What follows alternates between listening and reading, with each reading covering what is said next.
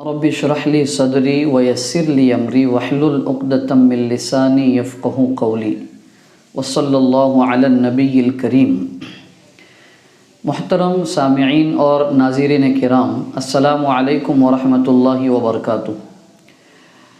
آج کے اس ویڈیو میں دعوتی دروس کا جو سلسلہ جاری ہے اور درس نمبر 2 چل رہا ہے عذاب الہی، اس کا تیسرا حصہ آپ کے سامنے آج پیش کرنے کی کوشش کریں گے۔ تو پچھلے 2 ویڈیوز میں عذاب الہی کی 2 قسمیں، ایک ذلت و رسوائی اور دوسرا آپسی اختلافات، یہ بیان کیا گیا۔ اب تیسرا جو عذاب ہے اس کو سمجھنے کے لیے رسول اللہ صلی اللہ علیہ وسلم کی ایک حدیث سنن ترمذی میں ہے۔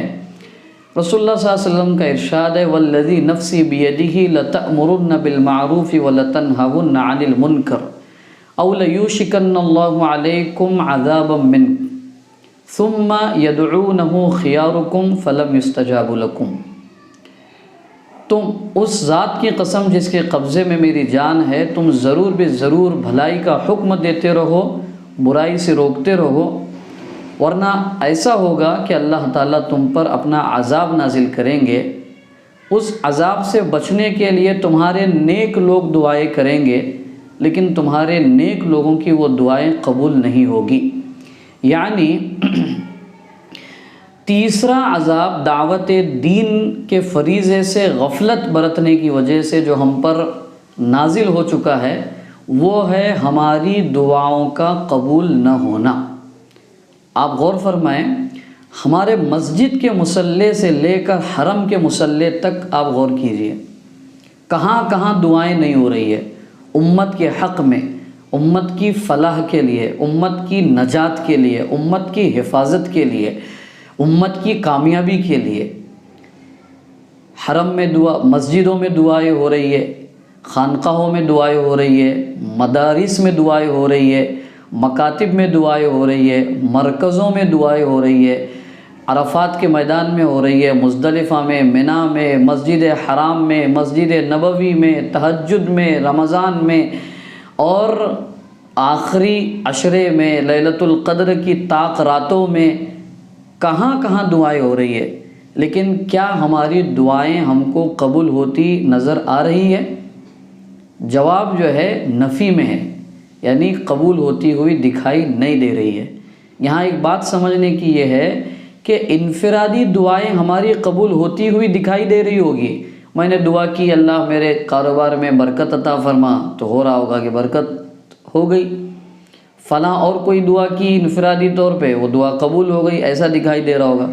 یہاں جو دعائیں قبول نہیں ہوگی، جو بات حدیث میں بیان کی گئی ہے، وہ امت کے لیے اجتماعی جو دعائیں کی جا رہی ہے امت کے حق میں، وہ دعائیں قبول ہوتی دکھائی نہیں دے رہی ہے۔ اور اس کا واضح سبب اور وجہ اللہ کے رسول نے بیان فرمایا، امر بالمعروف اور نہی عن المنکر کو چھوڑنا، یہ سبب ہے ہمارے گناہوں کے قبول نہ ہونے کا۔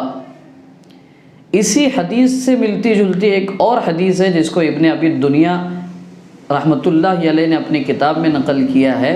اس میں ایک اضافہ یہ ہے کہ اللہ تم پر شریر حکمرانوں کو مسلط کریں گے۔ اب دیکھیں ہم پر جو حکومت کرنے والے جو لوگ مسلط کر دیے گئے ہیں، کیا خیال ہے آپ حضرات کا کہ وہ لوگ ہمارے لیے خیر خواہ ہے یا ہم پر ظلم و زیادتی کرنے والے ہیں؟ ہم تمام کے تمام بیک زبان کہیں گے کہ ہم پر ظالم حکومت کرنے والے مسلط کر دیے گئے ہیں۔ ہم یہ سمجھتے ہیں کہ یہ فلاں کے ووٹ سے یہ پارٹی وجود میں آ گئی، یہ برسر اقتدار آ گئے، یہ جو ہے رولنگ پارٹی بن گئی۔ ایسا نہیں ہے۔ اس کا سبب اور ذریعہ اللہ نے حدیث میں رسول اللہ صلی اللہ علیہ وسلم نے بیان فرمایا کہ اگر تم لوگوں تک اللہ کا پیغام پہنچانا چھوڑ دو گے، اس کے نتیجے میں اللہ تبارک و تعالیٰ تم پر ظالم حکومت کرنے والے حکمرانوں کو مسلط کر دیں گے۔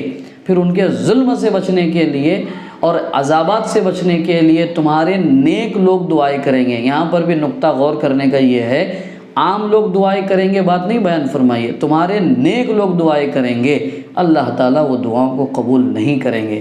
پتہ یہ چلا دعوت دین سے غفلت برتنے کی نتیجے میں تیسرا عذاب دعاؤں کا قبول نہ ہونا، اور چوتھا عذاب ظالم حکمرانوں کا ہم پر مسلط کر دیا جانا۔ اور یہ دو عذاب ہم پر فی الوقت نازل ہو چکے ہیں، لہذا ہمیں ان عذابات سے اگر بچنا ہے تو آج سے ارادہ کرنا ہوگا کہ ہم دعوت دین کے فریضے کو اپنے علم، طاقت اور صلاحیت کے مطابق ادا کرنے کی پوری کوشش کریں گے۔ اللہ پاک آپ کو مجھے اس کی توفیق عطا فرمائے۔ وآخر دعوانا ان الحمد للہ رب العالمین۔